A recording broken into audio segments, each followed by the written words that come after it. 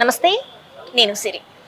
చాలా వరకి మన సిటీలో టెంపుల్స్‌కి వెళ్ళాలంటే చాలా ఏంటంటే హార్న్సే కావచ్చు, ఏదైనా కూడా ఒక డిస్టర్బెన్స్ అయితే ఉంటూ ఉంటది. చాలా అంటే గుడికెళ్ళిన ఫీలింగ్ ఉండదు. ఎందుకంటే చుట్టుపక్కల అన్నీ కూడా ఇల్లులున్న అదితోని ఆ రద్దీతోని చాలా వరకు ఏంటంటే ఏదో దేవుడిని దర్శనం చేసుకున్నామా, వచ్చినామా అని అనిపిస్తది. కానీ నేను నిజంగా చెప్తున్నా, ఇక్కడ అర్ధనారీశ్వర టెంపుల్‌కొచ్చిన తర్వాత అసలు ఇక్కడ పొందే అనుభూతే వేరు. లోపలికొచ్చేంత వరకు కూడా నేను అనుకున్నాను ఏంటంటే, ఏముంటదిలే అన్ని టెంపుల్స్ లాగానే, అన్ని దేవాలయాల్లాగానే ఉంటదని అనుకున్నా. కానీ ఈ లోపల అడుగు పెట్టిన తర్వాత నేను పొందిన అనుభూతి అయితే అది నేను మాటల్లో వర్ణించలేనిది. సో, ఇప్పుడైతే నేను దర్శనం చేసుకోవడం అయితే అయిపోయింది. అయితే ఈ దేవాలయం ఇక్కడ రావడానికి గల కారణం, ఈ దేవాలయం ఇలా నిర్మించడానికి గల కారణమైన వాళ్ళైతే ఇక్కడ మనతో పాటు ఉన్నారు. వారిని అడిగి అసలు ఈ దేవాలయం ఎలా నిర్మించారు, దీనికి ఎంత టైం పట్టింది, అసలు ఎట్లాంటి హర్డిల్స్ వాళ్ళు ఫేస్ చేశారనేది అయితే తెలుసుకునే ప్రయత్నం చేద్దాం. నమస్కారం అమ్మ. నమస్తే అమ్మ, ఇక్కడ అంటే ఇంత పెద్ద సిటీలో, హైదరాబాద్ సిటీ అనేది చాలా రద్దీ సిటీ. ఎప్పుడు మనకి ట్రాఫిక్ ఉంటుంది, గోల ఉంటుంది. ఇలాంటి ఒక సిటీలో మీరు ఇలాంటి ఒక టెంపుల్ అంటే ఇలాంటి ఒక దేవాలయాన్ని నిర్మించాలన్న ఆలోచన అసలు ఎలా ఎలా కలిగింది అసలు? ఈ గుడి కట్టడం అనేది ఒకవేళ ఇల్లు కట్టుకోవడానికో లేక మన సొంతంగా ఏదన్నా చేసుకోవాలంటే అది మన సొంత ఆలోచనతో చేయగలుగుతాం. కానీ దైవ కార్యం అనేది సొంత ఆలోచనతో అనేది చేయడం ఇంపాసిబుల్. ఎందుకు అని అంటే అది దైవ సంకల్పం ఉండాలి, ఆ శక్తి అక్కడ ఉండాలి, అప్పుడు మాత్రమే చేయగలుగుతాం మనం. ఇది స్వయంగా అమ్మవారే కోరితే చేయడమే తప్పితే మా సొంతంగా ఆలోచించి చేసిందంటూ ఏమీ లేదు. అంటే మీకు చిన్నప్పటి నుంచి దైవభక్తి ఎక్కువనా, అందువల్ల ఇప్పుడు ఇలాంటిది జరిగిందని అనుకోవచ్చా? అస్సలు దైవ భక్తి అని అంటే లైక్ మనుషులందరూ ఏమనుకుంటారంటే, భక్తి గురించి చెప్తాను మీకు నేను. దేవుడు ముందు వెళ్ళి మొక్కడము, ప్రదర్శనలు చేయడము, కొబ్బరికాయలు కొట్టడము, లేదా వడి బియ్యం సమర్పించడమో, ఏవో కానుకలు ఇవ్వడమో ఇది భక్తి అని చాలామంది అనుకుంటారు. కానీ నాకు తెలిసినంత వరకు మాత్రం భక్తి అని అంటే దేవుడికి దగ్గరగా ఉండడం కన్నా దేవుణ్ణి అర్థం చేసుకోవడం భక్తి అని నా ఉద్దేశం. నేను అట్లాంటివి అయితే ఏమీ చెయ్యరు. లైక్ నా చిన్నప్పటి నుంచి కూడా నాకు ఒక్కటే, నా మైండ్లో నా లోపల ఉండే థాట్ ఒకటే, మనం నిజంలో ఉండాలి. మనకి దేవుడు ఏం పనిచ్చిండో అదే చేసుకుంటూ వెళ్ళాలి. అంతకు మించి ఒక మనిషి గురించి మాట్లాడడము, లైక్ ఎన్ని పూజలు చేసి ఎన్ని చేసి అది భక్తి అని బయటికి చెప్పుకుంటూ మన మనసులో ఒక మనిషి గురించి చెడుగా అనుకుంటే కూడా అది భక్తి ఎట్లా అవుతుంది? మనిషి లోపల ఆత్మశుద్ధి ఉండాలనేది నేను నమ్ముతాను. సో నాకైతే అదే ఉంది. ఈ భక్తి అనేది బాధ్యత ఉంది. భక్తి అంటే కొంచెం టైం వరకే, నా కోరికలు తీరే వరకో, లేకపోతే నా అవసరం వరకో, లేకపోతే నన్ను కాపాడడానికి నాకు ఒకరు కావాలి అనే భయం లోపల ఉంటుంది. కాబట్టి దాన్ని భక్తిగా మార్చుకొని చేయడమే తప్పితే నా వరకైతే భక్తి అంటే దేవుణ్ణి అర్థం చేసుకోవడం. అంటే ఇప్పుడు అర్ధనారీశ్వర దేవాలయం నిర్మించాలి అంటే ఇక్కడ నాకు తెలిసినంత వరకు తెలంగాణలోనే లేదు. అసలు మీకు ఆలోచన ఎట్లా వచ్చింది? అసలు ఏంటిది పునాది అనేది ఎక్కడ పడింది అంటారు? అదే చెప్తున్నాను, ఇది అనుకొని చేసింది కాదు, ఆలోచన వచ్చింది అసలే కాదు. ఇది మమ్మల్ని అమ్మవారు స్వయంగా అడిగితే ఈ రూపాన పూజించాలి శివపార్వతుల్ని అని అడిగితే చేయడం జరిగింది. లైక్ లేవని కాదు, మన దగ్గర గుళ్ళు ఉన్నాయి, అర్ధనారీశ్వరుల గుళ్ళు ఉన్నాయి. మన తమిళనాడులో తిరుచెన్గూడలో అసలు మా ఈ కార్యం మొదలైందే మాకు అమ్మవారు అక్కడి నుంచి మొదలు పెట్టించిండ్రు. చాలా మంది ఏవేవో పిచ్చి పిచ్చి వీడియోలు చేస్తున్నారు. అసలు ఎక్కడైనా అర్ధనారీశ్వరుల గుడి ఉందా, వీళ్ళకేమన్నా తెలుసా, లేవా అని కూడా కొంతమంది అంటున్నారు. మేము అన్నీ తెలుసుకున్న తర్వాతనే ఈ కార్యం చేయడం జరిగింది. అందరికీ చెప్పుకోవడం వల్ల వచ్చేది ఏమీ లేదు, అవునా కాదా? తిరుచెన్గూడలో ఉంటుంది, అక్కడ కూడా నిరూపం. మేము కంపల్సరీ ఇయర్లీ వన్స్ అండ్ మాకు ఎప్పుడు టైం దొరికినా అక్కడికి వెళ్ళొస్తూ ఉంటాం మేము ఆ టెంపుల్కి. తిరుచెన్గూడలో ఉంటుంది అర్ధనారీశ్వరుల గుడి, కానీ అక్కడ రూపం ఉండదు. అండ్ ఇంకా మిగతా చోట్ల నాసిక్లో ఉన్నాయి, అక్కడ ప్లాస్టర్ ఆఫ్ ప్యారిస్తో చేసింది.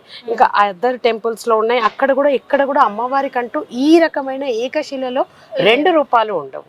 లింగానికి అలంకరణ చేయడమో లేకపోతే అమ్మవారికి అలంకరణ చేయడమో ఈ రకంగా జరుగుతుంది. కానీ 2 రూపాలు ఒకే శిలలో కనిపించడం అనేది ఇదే మొదటిసారి మన దగ్గర.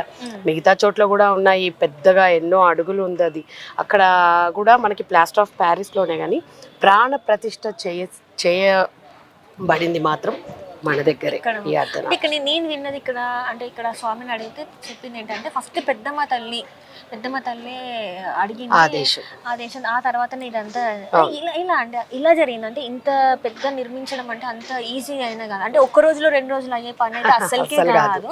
సో ఇంత మీరు ఎట్లా దీని మీద టైం పెట్టారు, ఎన్ని హర్డల్స్ ని మీరు ఫేస్ చేశారు? ఇది అందరూ అనుకుంటున్నట్టుగా ఈ గుడి కట్టేసిన తర్వాత ప్రారంభమైనది అయితే కాదు. మా జీవితంలో గత 8 సంవత్సరాల నుంచి దీనికోసం మేము ప్రయాణం చేస్తున్నాము అని మాకు మెల్లమెల్లగా అర్థమవుతూ వచ్చింది. సో అమ్మవారి ఆదేశం ఏంది అని అంటే మాకు అసలు ఈ అర్ధనాదేశ్వర రూపం అని ఈ గుడి కట్టాలని థాటే లేదు మాకెప్పుడు కూడా. దేవుడు ఒక కార్యం చెయ్యాలి ఇట్లాంటివి లేనే లేవు. అనుకోకుండా మా లైఫ్లోకి చిన్నమ్మ రావడం జరిగింది. ఆ అమ్మవారికి మామూలుగా ప్రతిష్ట చేయమని చెప్పడం జరిగింది అమ్మవారు మమ్మల్ని. సో అట్లా ప్రతిష్ట చేస్తున్న సమయంలో కూడా మాకు గుడి కట్టాలని లేకుండే అమ్మ. అనుకోకుండా అది అంత పెద్ద శక్తి అమ్మవారు మాకిచ్చి ఆమె మాకు ఒకటే చెప్పింది, మీరు కేవలం నేను చెప్పిన మాట మాత్రమే అనుసరిస్తూ చేస్తూ వెళ్ళండి అని చెప్పడం జరిగింది. మేము అదే పని చేస్తూ ఇవాళ ఇక్కడ ఉన్నాము. ఆ శక్తికి సేవ చేసుకునే అదృష్టాన్ని అమ్మవారు మాకు కలిగించినందుకు చాలా అదృష్టంగా భావిస్తున్నాం. నాకు తెలిసి ఇప్పుడు అసలు ఈ కాలంలో ఈ చినుకులు పడడం అనేది మామూలు విషయం కాదు. అంటే మనకి బ్లెస్సింగ్స్ ఇస్తున్నారేమో అని అనిపిస్తుంది నాకైతే. ఇది చాలా అంటే ఇప్పటి వరకు ఇంత వేడిగా ఉంది, సడన్ గా వర్షం పడుతుంది, నిజంగా ఒళ్ళు పులకరిస్తుంది, గూస్ బంప్స్ వచ్చేస్తున్నాయి నిజంగా. అసలు అంటే అమ్మ నేను ఇక్కడ వచ్చినంత వరకు కూడా నేను చూసినప్పుడు ఏమనిపించింది అంటే ఇది వాళ్ళ వెనకాల ఎవరో ఉన్నారు అంటే మీరు చెప్పినా కూడా అనిపించింది. నేను కూడా అట్లనే అనుకున్నా, వీళ్ళ వెనకాల ఎవరో ఉన్నారు, వెనకాల నుండి చేపిస్తున్నారు వీళ్ళని అని చెప్పేసి అనుకున్నాను. సో మీరు ఏం చెప్పాలనుకుంటున్నారు మరి? మీ వెనకాల ఎవరైనా ఉన్నారా అసలు ఏంటి? ఇంకొకటి ఏంటంటే విఐపీస్ కి నార్మల్ వాళ్ళకి అందరికి దేవుడి ముందు ఒకటేలాగా ట్రీట్మెంట్ ఉంటుందని కూడా చెప్తున్నారు. మరి అది ఎలా అంటారు? యాక్చువల్గా మా వెనక ఎవరైనా ఉన్నారని మాకైతే తెలియదు. మాకు తెలిసి మా వెనక ఉన్నది ఒకే ఒక్కరు, ఆ పెద్దమ్మ తల్లి. ఆ శక్తి మాత్రమే ఉంది, మమ్మల్ని నడిపిస్తుంది. మరి మనుషులకు ఏమన్నా ఉన్నారని ఎవరైనా బయట అంటుంటే మాత్రం తీసుకొస్తే మేము కూడా హ్యాపీగా ఫీల్ అవుతాం చూసి వాళ్ళని. ఎందుకంటే అమ్మవారిని అయితే వాళ్ళు తీసుకొచ్చి చూపించలేరు, మేము కూడా ఇంతవరకు చూడలేదు. ఆమె ఎట్లుంటుందో ఏందో, ఒక దేవుడు కళ్ళు తెరిస్తే మనం చూడగలుగుతామా? అంత మనుషులం మనం ఈ భూమి మీద ఎవ్వరము లేము. కేవలం ఆ తల్లి వాక్కుతో అనుసరించి నడుస్తూ చేయడమే తప్పితే ఇంకా ఏమీ లేదు. ఇక్కడ వెనక ఉన్నారు అని అంటే వీఆర్ సో హ్యాపీ దట్ ఎవరున్నారో మేము కూడా తెలుసుకోవాలనుకుంటున్నాం. అంటే ఇప్పుడు నేను ఒక వీడియో చూసాను, మొత్తానికి అయితే 9 సంఖ్యలో వచ్చేలాగా టెంపుల్ని అడిగారు అమ్మవారు అని చెప్పేసి అన్నారు. అంటే ఏంటి 9 అనేది ఎందుకు తీసుకున్నారు? 9 అనేది ఎందుకు తీసుకున్నాం మాకు కూడా తెలియదు. యాక్చువల్గా మేము ఆ గుడి కడుతున్నప్పుడు అమ్మవారు మమ్మల్ని 1800 అడుగుల స్థలం కావాలి నాకు అన్నారు. ఈ స్థలమే కాకుండా ఈ వెనక కూడా అంతా మాదే అనమాట స్థలం. 1800 అడుగుల స్థలం అడిగితే మేము కొలతలు వేపిస్తున్నాం. అసలు ఎక్కడికి వస్తుంది ఏంది మాకు తెలియదు కదా. 1800 అడుగులు అంటే అన్నీ వెతుకుతూ ఉంటుంటే ఒకవైపు ఏమో ఊరు అవతల, ఒకవైపు రోడ్ అవతలకి వెళ్ళిపోతుంది స్థలం 4 పక్కల. చాలా కన్ఫ్యూజ్ అయ్యి ఒక 1 వీక్ పట్టింది ఆ ప్రాబ్లమ్ని, ఆ పజిల్ని క్లియర్ చేసుకోవడానికి. తర్వాత చూస్తే అమ్మవారు ఎటు చూసినా కూడా 9తో కూడిన సంఖ్య ఆ డైమెన్షన్లో వచ్చేటట్టు అడిగినరు అని మాకు అర్థమైంది. ఆ తర్వాత మనకు శ్రీచక్రంలో అయినా అయ్యవారి భాగము 4 భాగాలు, అమ్మవారి భాగాలు 5 ఉంటాయి శ్రీచక్రంలో అయినా. సో ఇవన్నీ అనుసరించుకొని ఆ తర్వాత మాకు ఒక్కొక్కటి చేస్తూ ఉంటుంటే అర్థమైంది మన గుడి ఎటు నుంచి చూసినా కూడా మీకు 45 యాంగిల్లోనే ఉంటుంది అనమాట. సో ఈ గుడి నిర్మించే టైంలో మీకేమన్నా అంటే ఎక్కడి నుంచి ఎవరైనా బెదిరింపులే కానీ గుడి కట్టొద్దని కానీ లేకపోతే ఇంకేమన్నా మీకేమన్నా ఎదురైనాయా? అసలు ఏమీ రాలేదు. ఫస్ట్ ఆఫ్ ఆల్ మాకు అమ్మవారు చెప్పింది ఒకటే, అక్కడ మహాశక్తి, ఒక అతీతమైన శక్తి, 2 శక్తులు కలిసిన ఒక రూపం అక్కడ కూర్చోపోతుంది. లైక్ ప్రతిష్ట కాబోతుంది కాబట్టి మనుషులంటూ ఎవ్వరు దాన్ని ఏమి చేయలేరు అని అది మేము ప్రత్యక్షంగా చూసినాం. ఇక్కడ ఎవ్వరు ఇంతవరకు ఒక చిన్న ప్రాబ్లం కూడా మేము ఫేస్ చేయలేదు. ఇంత పెద్ద గుడి కట్టిన పని చేసిన వాళ్ళకు కూడా ఎవ్వరికి ఏమీ జరగలేదు. నేను ఇక్కడ గురుగారిని కూడా అడిగాను, మరి ఇక్కడికి వచ్చిన అంటే ఇప్పటివరకు లింగ రూపంలో పూజ చేశారు అండ్ ఇంకొకటి ఏంటంటే అమ్మవారికి సపరేట్గా పూజ చేశారు, లింగ రూపంలో పూజ చేశారు. కానీ ఇప్పుడు ఇద్దరిని కలిపి పూజ చేయాలంటే ఎట్లా ఉంది అనుభూతాన్ని కూడా అడిగాను. చాలా అద్భుతంగా ఉంది, వాళ్ళ ఇంట్లో సమస్యలు కూడా తీరిపోయాయని చెప్తున్నారు. అసలు నిజంగా ఇంత అంటే ఆ శ్రీచక్రం కావచ్చు ఇదంతా అంటే మీ ఐడియానా లేకపోతే ఇదంతా కూడా మీకు అంటే చేయమని చెప్పిన కదా అమ్మవారి ఆదేశమే. ఏది మా సొంతంగా ఇక్కడ ఒక చిన్న ఇసుక రేణువు కూడా అది ఇట్లా కదపాలన్నా కూడా ఆ తల్లి ఆజ్ఞ వచ్చినప్పుడే చేస్తామే తప్పితే మా సొంతంగా మేమంటూ ఏది చెయ్యం. ఇక్కడ ఏదైనా సరే ఇక్కడ అమ్మ ఇక్కడ చూస్తే మనకి నవయోని యాగశాల, దాని వెనకాల ఏమన్నా కథ ఉందంటారా? మరి ఇలా అంటే నాకు తెలిసి కామాఖ్య అమ్మ దగ్గర ఇలా పూజ చేస్తారని తెలుసు, మళ్ళీ ఇక్కడ నేను వింటున్నా అక్కడ కూడా నేను ఎక్కడ ఇట్లాంటి ఇంత పెద్ద యాగం అంటే హోమగుండం అనేది నేను చూడలేదు. నేను పోయినా అక్కడికి లైక్ ఇది అమ్మవారి ఆజ్ఞనే.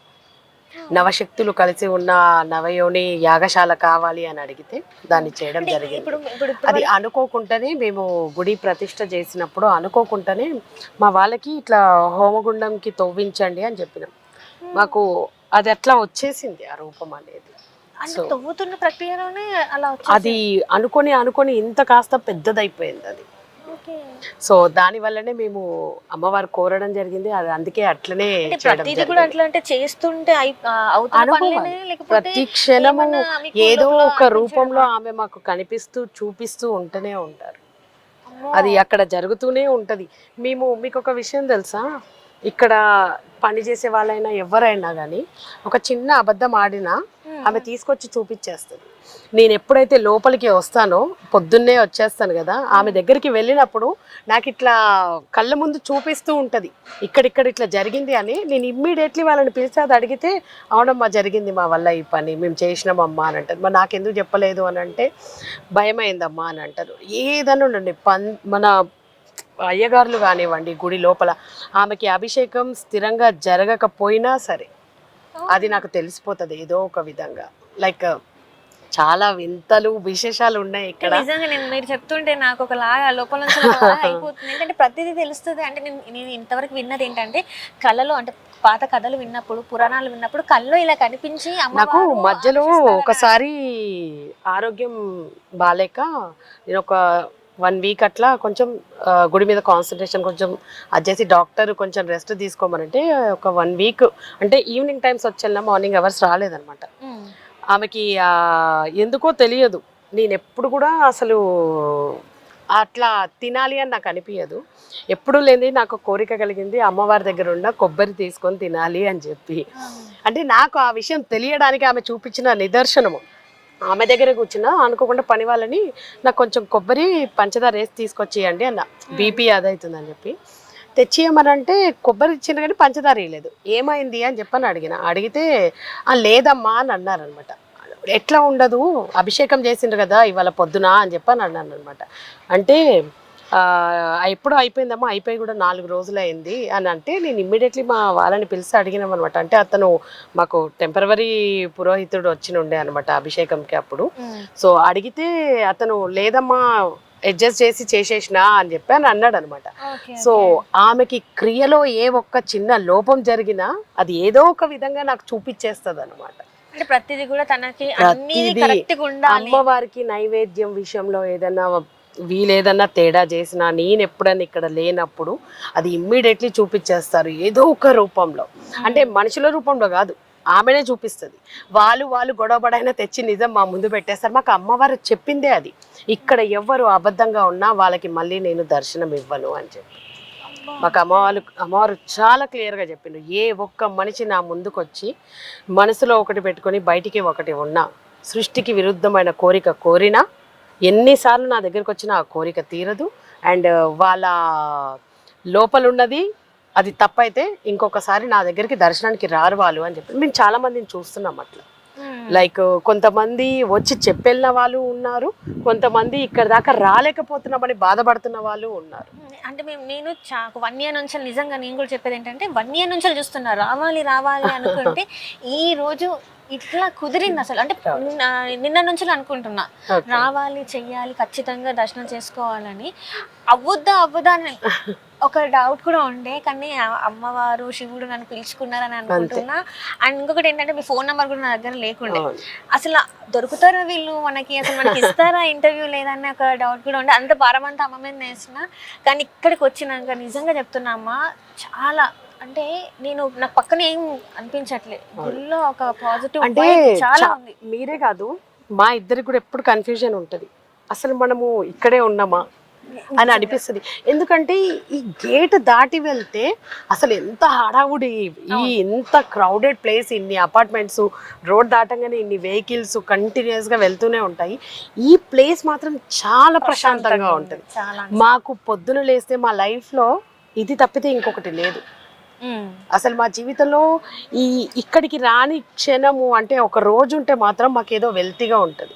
లైఫ్లో ఏదో చాలా ఇంపార్టెంట్ అయినది మిస్ అవుతున్నాము అన్న ఫీలింగ్ ఉంటుంది. మేము ఏదైనా గుడి పని మీద వెళ్ళినా కూడా ఒక 4 రోజుల కానీ పని వాళ్ళకి చెప్పి వెళ్తాము, కానీ 2 రోజులలో వచ్చేస్తాం. ఎందుకంటే ఉండలేము మేము అక్కడ.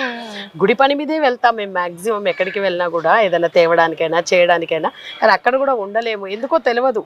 మేము ఎక్కడికి వెళ్ళాలన్నా కూడా ఫస్ట్ ఇక్కడికి వచ్చి వాళ్ళ పాదాలని నమస్కరించుకున్న తర్వాతనే వెళ్తాం ఎక్కడికైనా సరే, ఆ తల్లిని చూసిన తర్వాతనే. అంటే ఇక్కడ ఒక పర్సనల్ క్వశ్చన్ నేను అడగాలో లేదో నాకు తెలియదు, కానీ నేను అడగాలనుకుంటున్నాను. ఏంటంటే మీరు ఒక వీడియో తీశారు, ఆ వీడియో తీశారు అంటే సార్తో కలిసి వీడియో తీశారు. అదేంటంటే ఆడవాళ్ళు పీరియడ్స్ టైంలో ఉన్నప్పుడు మూర్తులకు అంటే మన అమ్మవారికి పూజలు చేయొద్దు, లేకపోతే అభిషేకం చేయొద్దు అని మీరు చేస్తారని చెప్పడం జరిగింది. అది తర్వాత అసలు సోషల్ మీడియాలో అసలు మిమ్మల్ని కొంతమంది సపోర్ట్ చేస్తే, కొంతమంది మాత్రం బాగా మిమ్మల్ని టార్గెట్ చేశారు. సో దాని మీద మీ అభిప్రాయం ఏంటంటారు? అసలు నన్ను సపోర్ట్ చేసిన వాళ్ళందరికీ చాలా థ్యాంక్స్. ఎందుకు అనంటే నేనేం చెప్పినో వాళ్ళు అర్థం చేసుకుంటారు, అక్కడ కరెక్ట్గా వినగలిగిండ్రు. ఎవరైతే నా గురించి నెగిటివ్గా వీడియోస్ చేసినా ఏం చేసినా కూడా దానివల్ల నాకు పెద్ద ఇంపాక్ట్ ఏం పడలేదు. బికాజ్ ఏంది అనంటే నేను నిజమే మాట్లాడినా. ఒకవేళ నేను తప్పయి ఉంటే నేను అందరికీ చెప్పేది ఇదే, ఎక్కడో కెమెరా ముందు కూర్చొని తప్పుని సరి చేయడం కరెక్ట్ కాదు కదా. అంటే అందులో మీరు ఆ వీడియో మీరు చూసినట్టయితే, మీ మీద వీడియోలు తీసిన వాళ్ళు చూసినట్టయితే ప్రత్యేకించి ఆ రోజులలోనే అమ్మవారు చేయమని చెప్పిందంట.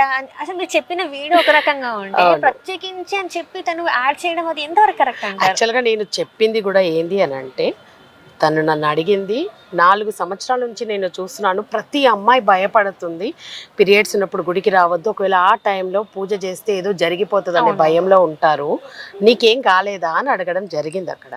సో నేను కూడా అదే చెప్పినాను, నువ్వు కూడా చూస్తున్నావు 4 years కింద నేను పూజ చేయడం జరిగింది, అమ్మవారికి అభిషేకం చేయడం జరిగింది. అది కూడా అనుకోని పరిస్థితులలో ఆ తల్లిని ఆ విధంగా వదలలేక ఆ భారం అంతా తల్లి మీదనే వేసి చేయడం జరిగింది. సో మన జీవితంలో కూడా ప్రతి ఒక్క అమ్మాయి ఎంతో ఆశపడి పూజకు అన్నీ తయారు చేసుకుంటూ ఉంటుంది. సడన్గా తనకి ఇంట్లో ఎవరు సపోర్ట్ చేసే వాళ్ళు ఉండరు, హస్బెండ్ అండ్ వైఫే ఉంటారు. పీరియడ్స్ వచ్చేసరికి ఏం చేస్తుంది అమ్మ? ఇంకొకటి కూడా ఏంటంటే, ఇప్పుడు మనము తిరుమల తిరుపతికి వెళ్తాం, అక్కడ వెళ్ళినప్పుడు లైన్ లో మధ్యలో వస్తే వెనక్కి రాము కదా. ఏదైనా అంతే. అదే కాదమ్మా, ఇప్పుడు ఎంత మూర్ఖులు తెలుసా? సరే పూజ చెయ్యొద్దు అనుకోండి, ఒకవేళ అటు నుంచి అమ్మవారి ఊరేగింపు వెళ్తే ఆ అమ్మాయి ఎంతో ఆశతో, చిన్న పిల్లలు ఇప్పుడు మెచ్యూర్ అవుతున్నారు, చూడడానికి వస్తే మరీ ఘోరంగా చూడొద్దు పాపం నడు అని అంటారు. అసలు ఎక్కడ పాపం? ఆ సృష్టికి మూలమైనదే అది, అమ్మవారే ఇచ్చింది, ఆ దైవమే ఇచ్చింది మనకి.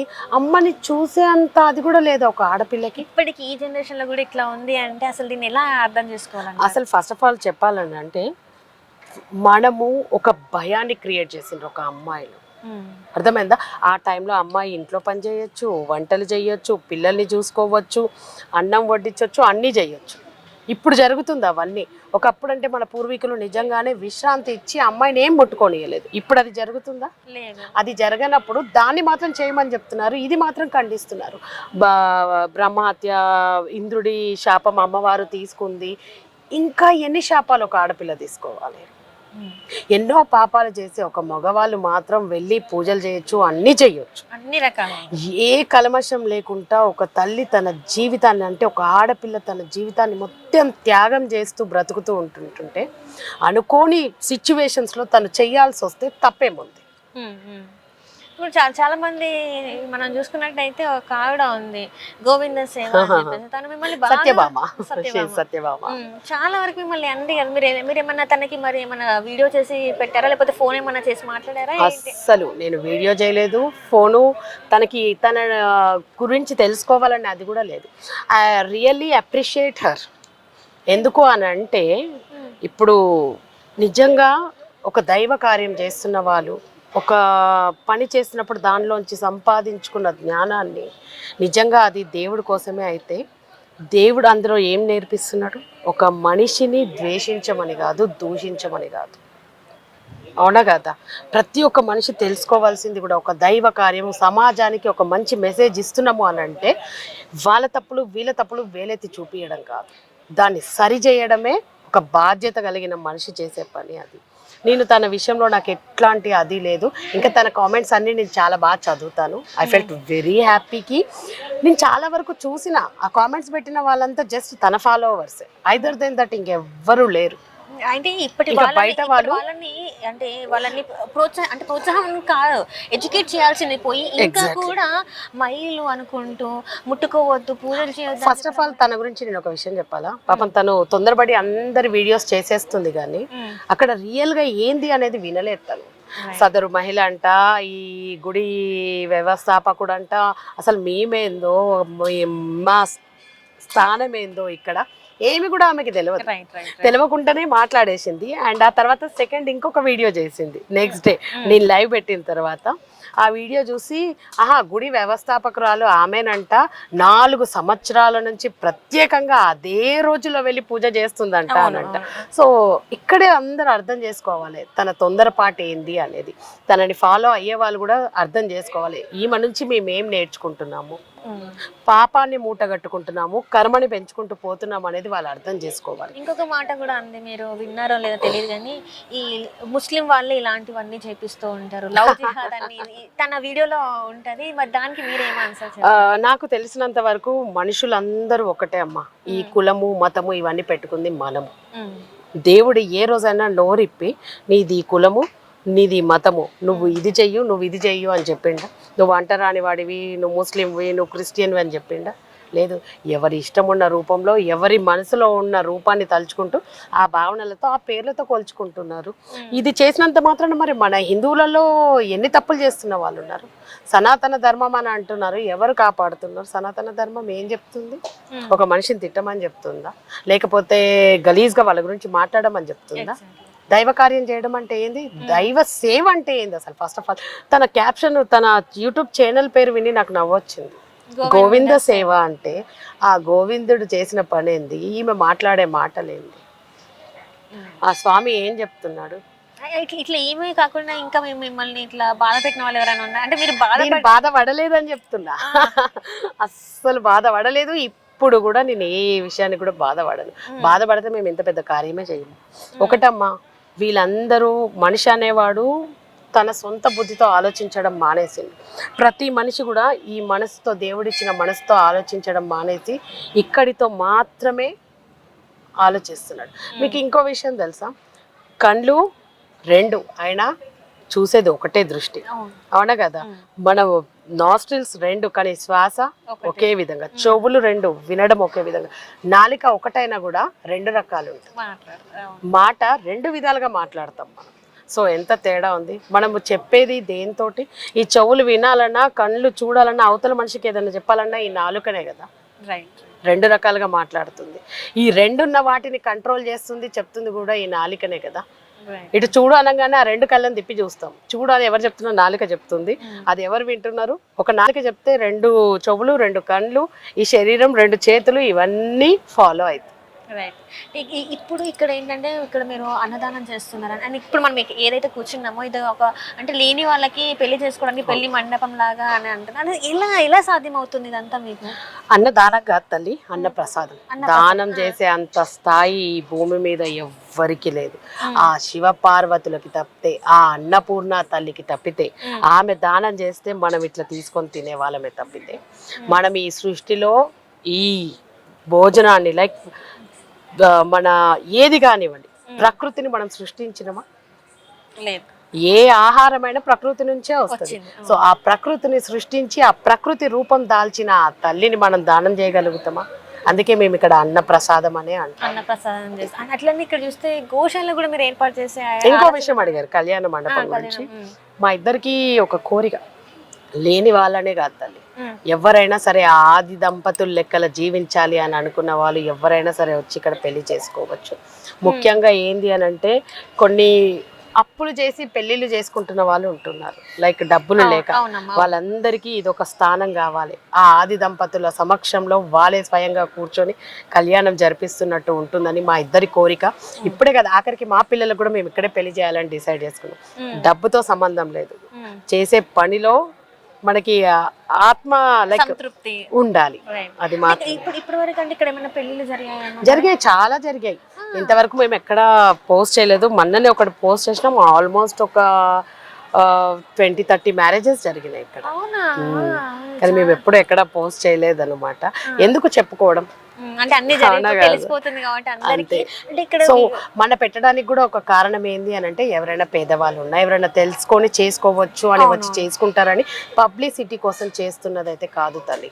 ఇక్కడ ఇది అవైలబిలిటీ ఉంటది, ఎక్కడ ఉన్నా లేకపోయినా పలానా అర్ధనాదేశ్వరుల గుడికి వెళ్తే ఒక పేదవాడు కళ్యాణం చేసుకొని వెళ్ళగలుగుతాడు అనే ధైర్యం ఇవ్వడం వరకు రోజుల ముందు మనం ఇక్కడ అంటే వచ్చి కనుక్కోవచ్చు. అట్లా ఏమీ లేదమ్మా. మాకు వీలున్న రోజుల్లో ఒక శుక్రవారం మాత్రం అభిషేకాలు ఉంటాయి, సోమవారాలు అభిషేకాలు ఉంటాయి కాబట్టి మార్నింగ్ టైమ్స్ లో అది ఇవ్వడం జరగదు. అండ్ ఏదైనా పండుగలు అవి ఉన్నప్పుడు క్రౌడ్ చాలా ఎక్కువ ఉంటుంది కాబట్టి మిగతా రెస్ట్ ఆఫ్ ద టైమ్స్ మన వాళ్ళు ఈవినింగ్ చేసుకుంటాము అని అన్నారు. చేసుకోండి అని చెప్పిన మేము. ఇక్కడ అంటూ వాళ్ళు ఎట్లాంటి పే చేయడము లేకపోతే టెంపుల్కి ఏదో ఇవ్వడం అట్లాంటిది ఏమీ లేదు. మేమైనా వాళ్ళకి చెప్పేది ఒకటే, మా పురోహితులు చేస్తారు కాబట్టి మీకు వాళ్ళకి ఎంత ఇవ్వాలని ఉంటే అంత ఇవ్వండి, లేదా ఏమి ఇవ్వాలని లేకపోయినా పర్వాలేదు మేము చూసుకుంటాము అనే చెప్తాము. ఎట్లా సాధ్యం అవుతుంది మీరు అంటే ఇలా ఏముంది మిమ్మల్ని ముందుకు నడిపిస్తుంది ఇంత పెద్ద కార్యాలు చేయడానికి? ఒకటి మనకి దేవుడు ఎంత ధనవంతుడుగా పుట్టించినా ఆ ధనాన్ని నువ్వేం చేస్తున్నావో చూస్తూ ఉంటాడు. ఎందుకంటే ఇక్కడ మీకు టికెట్ లేదు, ఏది అడిగినా కూడా అన్ని ఫ్రీ అంటున్నారు, అభిషేకాలు ఫ్రీ అంటున్నారు. ఇందాక గురుగారు చెప్పారు ఏంటంటే విగ్రహ మూర్తులను తీసుకొచ్చి భక్తులతో చేపిస్తారంటే నేను ఫస్ట్ టైం వింటున్నాను అమ్మా. ప్రతి సోమవారము శుక్రవారము మార్నింగ్ 6:30 నుంచి స్టార్ట్ అవుతాయి అభిషేకాలు. ఆఫ్టర్నూన్ 12 వరకు కంటిన్యూస్ గా ఎవ్వరు వచ్చినా సరే, గొప్ప వాళ్ళు రానివ్వండి, పేదవాళ్ళు రానివ్వండి, ఇక్కడ అంటూ మాకు భేదం ఉండదు. అందరూ సమానంగా అక్కడ అభిషేకాలు చేసుకొని గోత్రనామాలు చదివించుకొని లోపలికి వెళ్ళి ఆది దంపతుల దర్శనం చేసుకొని ప్రసాదం స్వీకరించి వెళ్తారు. ఇది మాకు చాలా సంతోషాన్ని కలిగిస్తుంది. అది ఒకటి అమ్మ, మేము గొప్పగా బ్రతకడం కన్నా ఆ దేవుడికి మనిషికి మధ్యన దూరాన్ని తగ్గిస్తున్నాం చూడండి, అది మాకు చాలా సంతృప్తిని కలిగిస్తుంది. ఎందుకంటే మనము తిరుమల వెళ్ళినా కూడా దేవుని దర్శించుకోవాలంటే విఐపి దర్శనం అని ఉంటది, సాధారణ దర్శనం, సర్వదర్శనం అని ఉంటది. ఇట్లా చాలా ఇక్కడెక్కడో శ్రీవారు ఉంటే అక్కడెక్కడ నుంచి చూడాలి, కానీ ఇక్కడ అట్లా లేదు, దగ్గరగా అందరినీ వెళ్ళి చూసే అవకాశం. అదే కదమ్మా, మనం ఎవ్వరము వాళ్ళని ఆ శక్తి అక్కడ తలిసి వచ్చి కూర్చున్నప్పుడు మేమెవరం చెప్పండి? శాశ్వతమా? వాళ్ళు శాశ్వతం, మేము వెళ్ళిపోతాము కానీ వాళ్ళు ఇక్కడే ఉంటారు. సో వాళ్ళకి అంతే, మేమెవరం చెప్పండి? ఈ దర్శనాలు టికెట్లు చాలా మంది నాకు ఈ మధ్య మాదొక వీడియో పెడితే చాలా మంది కామెంట్స్ పెడుతున్నారు, గుడి ఎవరు నడుపుతారు అది ఇది అని చెప్పి. దేవుణ్ణి నడిపేంత గొప్ప వాళ్ళమా? ఎప్పుడైనా దేవుణ్ణి అడిగిండా? ఏది సింగిల్ పెన్ని ఇప్పటి వరకు తీసుకోలేదు, ఇన్ ఫ్యూచర్ కూడా మేము తీసుకోం, మా పిల్లలకు కూడా మేము అదే నేర్పిస్తున్నాం. లైక్ మాకు వచ్చిన దాంట్లో ఆ దేవుడు మాకు ముందే ఇచ్చి ఉన్నాడు, మాకు వచ్చిన దాంట్లో నుంచే ఏముందమ్మా, మేము మా జీవితాన్ని ఇక్కడ అంకితం చేసినప్పుడు మేము మా కోసం చేసుకునే దాంట్లోనే ఇంతమందికి భోజనం పెడుతున్నాము. అవునా కదా? ఇప్పుడు ఎంత కాదన్నా మేము ఎంత లగ్జరియస్గా బతకాలనుకున్నా, ఒకవేళ నార్మల్గా బతికినా 1 లక్ష 2 లక్షలు దేవుడు ఏం కోరుతాడు? ధూప దీప నైవేద్యం చేయాల్సింది ఆత్మశుద్ధితో. నాకు వజ్ర వైడూర్య కిరీటాలు పెట్టమని దేవుడు అడిగిండా? అది మన తృప్తి కోసం పెట్టుకుంటాము. ఇప్పుడు ఎవరైనా భక్తులు ఒకవేళ మేము ఇక్కడ మొక్కుకున్నాం, ఇది చేపిస్తామని మొక్కుకున్నాం అని ఏదైనా బంగారు హారమో ఏదైనా ఇస్తే మరి దేవుని నేను స్వీకరించను. మీరు అస్సలు. వాళ్ళు ఒక రైస్ బ్యాగ్ తెచ్చిచ్చినా నేను యాక్సెప్ట్ చేయను. లేని పేదవాళ్ళకి పెట్టమని చెప్తున్నాను. ఈ పక్కనే స్లమ్ ఉంటుంది, అక్కడికి వెళ్ళి వాళ్ళకి ఇవ్వండి. మీరు ఇక్కడ ఇస్తే నేను ఏం చేస్తాను అంటే అలంకరణ కోసం ఏదన్నా గోల్డ్ చైన్ కానీ ఏమీ తీసుకోం. అసలు నేను బియ్యమే తీసుకోనంటే బంగారం ఎక్కడ దాకా? బంగారం ఎందుకమ్మా? మాకు ఏమీ వద్దు. మమ్మల్ని ఏమో అమ్మవారు అడగలేదు ఈ రోజు వరకు. 4 సంవత్సరాల నుంచి నాకు ఈ ఉత్సవం చెయ్యు, నాకు ఆర్భాటంగా ఇది చేయండి, అలంకరణ చేయండి, ఈ రోజు వరకు అడగలేదు. అండ్ మాకు అమ్మవారు చెప్పింది కూడా ఒకటే, దయచేసి ఇక్కడ నాకు బలి కూడా ఇవ్వకూడదు. ఎందుకు అని అంటే, మీరు మీ పిల్లల్ని చంపుకొని తింటారా? లేదు కదా. ఈ సృష్టిలో ప్రతి చెట్టుని, చేమని, పుట్టని, ప్రతి పక్షిని, ప్రతి జీవిని అమ్మ సృష్టించింది. అట్లాంటి అమ్మ నాకు ఒక మేకని తెచ్చి బలిచ్చి ఆ రక్తాన్ని చూపియండి అని ఎట్లా కోరుతుంది? కానీ ఇక్కడ చూసినా కూడా మనకి ఫేమస్ పెద్దమ్మ టెంపుల్, ఇక్కడ కూడా బలిలు ఖచ్చితంగా కదా మేకని. ఏమో మా వరకైతే అది అమ్మవారు మాకు తప్పని చెప్పడం జరిగింది. ఈ బలి అనేది మనం మన అవసరార్థం సృష్టించుకున్నది. అసలు అమ్మకి కోపం వస్తుందా? అమ్మ శాంతి రూపం అని మనమే చెప్తున్నాం, జగజ్జనని అని చెప్తున్నాము. అవునా కదా? ఈ జగత్తుని సృష్టించిన తల్లికి కోపం వస్తే ఎన్ని పాపాలు జరుగుతున్నాయి? ఒక ఒక జీవిని తెచ్చి బలిస్తే అమ్మ శాంతి అవుతుందా? ఎందుకు నువ్వు చేసిన పాప పుణ్యాలు పోగొట్టుకోవడానికి, పుణ్యం తెచ్చుకోవడానికి బలిస్తావా అసలు? చెప్పండి, అది ఎంత వరకు తప్పు చెప్పు. ఇక్కడ లేదమ్మా అస్సలు, అంత నార్మల్ గానే మేము అసలు యాక్సెప్ట్ చేయం. ఫస్ట్ ఆఫ్ ఆల్ ఇక్కడ ఎంత నిజం ఉంది తల్లి. మనం కన్న బిడ్డల్ని తీసుకెళ్లి బలిచ్చి మనం పెట్టుకొని తినగలుగుతామా? ఆ తల్లి సృష్టించిన, ఆ తల్లి జీవం పోసిన ఆ మూగ జంతువుని తీసుకొచ్చి కోసి పెడితే ఆ తల్లి ఎట్లా యాక్సెప్ట్ చేస్తుంది? అంటే మనం ఫస్ట్ నుంచి కూడా చూసుకుంటే బలిలే. అంటే అదే అంటున్నా నేను, ఆ బలులు ఎందుకు ఇవ్వాలి? బలులు ఎందుకు ఇవ్వాలి? ఎక్కడన్నా నేను ఒకటే అంటున్నా, ఏ దైవమైనా ఆ తల్లి నోరిప్పి ఎవరినైనా నాకు బలి ఇవ్వండి అని అడిగింది. ఒక మనిషి చెప్తేనే వినడం జరిగింది. మనం బలి ఇవ్వాలి, అమ్మవారు బలి అడుగుతుంది అని, కానీ అమ్మ నోరిప్పి చెప్పిందా? లేదు. అర్థం చేసుకోవాలి మనుషులు కూడా, మనం ఏం ఆలోచిస్తున్నాం, ఏం చేస్తున్నాము, ఏంటిది అని చెప్పి. బలి ఇవ్వడం వల్ల ఏం జరుగుతుంది? ఎవరు తింటున్నారు? ఆమె తింటదా? మళ్ళీ మనమే తింటాం, చుట్టాల పక్కాలను పిలుచుకుంటాము, తింటాం. సో మొత్తానికి అయితే ఇక్కడ ఇంకేమన్నా చేయాలని మీరు ఏమైనా ప్లాన్, అంటే ప్లాన్ అంటే కాదు, మీకు అన్ని ముందే అమ్మవారు చెప్తారని అంటున్నారు. ఇక్కడ చూస్తే ఇప్పుడు అయితే ఇక్కడ గోశాల కూడా మీరు ఏర్పాటు చేద్దామని అనుకుంటున్నారా? ఎలా? యాక్చువల్గా ఆల్రెడీ ఇప్పుడు ఉన్నాయి, 3 గోవులు ఉన్నాయి, జరుగుతుంది. అదొక మూర్ఖమైన మనుషులు పాపం వాటిని బాగా హింసిస్తూ ఉంటారు. నాకు చాలా బాధ అనిపిస్తుంది వాటిని మనుషులు పెట్టే బాధ. ఒక్కొక్కసారి అమావాస్యకి అది ఇది అని వచ్చి వాటికి అసలు నెక్స్ట్ డే అవి చాలా ఇబ్బంది పడుతూ ఉంటాయి. ఇవి పెట్టేదాకా మేము అన్నం తినము, మాకు పండితులు చెప్పినారు, పురోహితులు ఇది పెట్టమన్నారు, ఇది ఘోరం. ప్లీజ్ దయచేసి ఆ మూగ జీవుల్ని హింసించకండి. అవి ఏం తినగలుగుతాయో అవి మాత్రమే పెట్టండి, కానీ మీకు పుణ్యం రావడం కోసం వాటిని బాధ పెడుతుంది. బెల్లం పెట్టమంటున్నారు. మా పాపము మా గోవతికి 2 సార్లు దానివల్ల అబార్షన్ అయిపోయింది. మేము చెప్తూనే ఉంటాము, నేను తను ఎప్పుడు కూడా, కానీ అయినా కూడా ఏదో ఒక రకంగా తెచ్చి పెట్టేసి వెళ్ళిపోతున్నారు. ఒక్కసారి ఆలోచించాలి, తెలుసుకొని గమనించి ఏదైనా సరే ఒక పని చేయాలి. ఎక్కడ మీరు పాపం ఎందుకు చేయాలి? దేవుడు ముందుకు వచ్చి పుణ్యం కోసం అని చెప్పి ఇవన్నీ ఎందుకు చేయాలి? ఈ పరిహారాలు ఎందుకు చేయాలి? ఆ పాపం చేయకపోతే అయిపోతుంది కదా. ఒకడికి మోసం చేయకపోతే అయిపోతుంది, ఒక అబద్ధం ఆడకపోతే అయిపోతుంది, నీ బతుకు నువ్వు బతికితే అయిపోతుంది, ఒకటి గురించి తప్పు మాట్లాడకపోతే అయిపోతుంది. ఇవన్నీ చేసుకుంటా దేవుడు ముందుకు వచ్చి పరిహారాలు కావాలి, ఈ పూజ, ఈ దానం ఏమి చేసినా ఏమి ఫరక్ పడదు. దేవుడైనా వదులుతాడేమో కానీ కర్మ అవుతుంది. అట్లనే ఇక్కడ యాగశాలలో యాగాలు ఏ టైంలో చేసుకోవచ్చు? అంటే ఎలాంటివి? మనం ఇక్కడ మనుషులతో ఏమి చేపియమమ్మా, ఎందుకంటే మనకు ఆ అర్హత లేదు. ఆ అర్హత చేయగలిగేది ఆ వేదం నేర్చుకొని వాళ్ళకి మాత్రమే ఉంది. ఎందుకంటే అది ఎందుకు జరుగుతుంది, ఆ క్రియ ఎట్లా చేయాలని వాళ్ళకి మాత్రమే తెలుసు. ఇప్పుడు మనం ఉంటాము, మేము పోయి ఆడ కూర్చుంటాం, చాలా మంది హోమం చేయడానికి ఆడ కూర్చుంటారు, చాలా గొప్పగా చెప్పుంటారు, ఎంత పెద్ద యాగం చేయించినాం మేము అది ఇది అని చెప్పి. కూర్చున్నంత సేపట్లో దేవుడి మీద ఎంత దృష్టి ఉంటుంది? మమ్మల్ని ఎవరైనా చూస్తున్నారా? మాకు కావాల్సిన వాళ్ళు వచ్చిండ్రా, హాయ్ అని చెప్పడము, రండి అని పిలవడము, అంటే నీ దృష్టి దేవుడి మీదనే లేదు కదా. అప్పుడు నీకెక్కడ ఉందా అర్హత దేవుడు కార్యం చేయడానికి? మేము మాత్రం మా బ్రాహ్మణుల చేతనే చేపిస్తాము.